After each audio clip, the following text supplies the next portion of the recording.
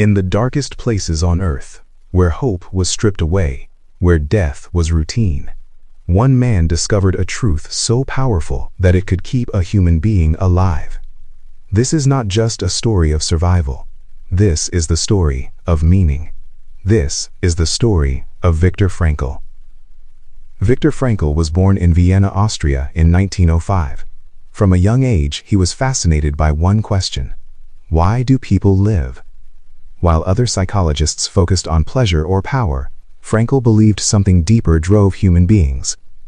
He studied medicine. He specialized in psychiatry and neurology. And by his early 30s, he had already developed a new psychological approach: logotherapy, the idea that the primary motivation of humans is the search for meaning. But Frankl had no idea that history would soon test this belief in the most brutal way imaginable. In 1942, because he was Jewish, Viktor Frankl was arrested by the Nazis. His home, his career, his dignity, all gone in an instant. He was deported to Nazi concentration camps, including Auschwitz and Dachau. On arrival, prisoners were stripped naked, their hair shaved, their names erased. Frankl was no longer a doctor. He was no longer a human being. He became a number. Inside the camps, life was reduced to one thing: survive today. Food was nearly non-existent. Cold was constant. Violence was random. Every day people died from starvation, disease, and execution. Frankl watched as prisoners lost the will to live. Some collapsed on the ground and never stood up again. Others walked straight into electric fences. And Frankl noticed something disturbing. The ones who died first were not always the weakest physically. They were the ones who lost their meaning. In the middle of this hell, Frankl held on to one idea: those who have a why to live can bear almost any how. He realized something extraordinary. Even when everything is taken from you, your freedom, your family, your future, one thing remains untouchable: your ability to choose your attitude. Frankl chose to believe that his suffering was not meaningless. He imagined himself after the war, standing in a lecture hall, teaching students about the psychology of the camps.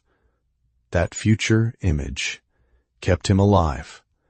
Frankl observed three types of people in the camps: those who lived only for comfort, they broke first; those who lived for power, they became cruel; and those who lived for meaning, they endured.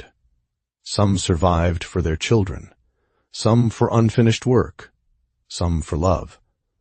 Frankl discovered that love was the strongest survival force of all. He wrote later, "The salvation of man is through love and in love." Even when his wife died in another camp, something he learned only after the war, his love for her had already saved his life. In 1945, the camps were liberated. Out of Frankl's entire family, he was the only survivor. He returned to Vienna with nothing but his ideas and one burning mission: to tell the world what suffering had taught him. Frankl wrote a book that would change millions of lives: Man's Search for Meaning. In it, he revealed a simple but uncomfortable truth. Life is not about happiness. Life is not about success. Life is about meaning, and meaning can be found through work, through love, through how we face unavoidable suffering. The book became one of the most influential works in psychology and philosophy. Viktor Frankl lived until the age of 92. He lectured around the world. He helped countless people find purpose in pain. His message remains powerful today.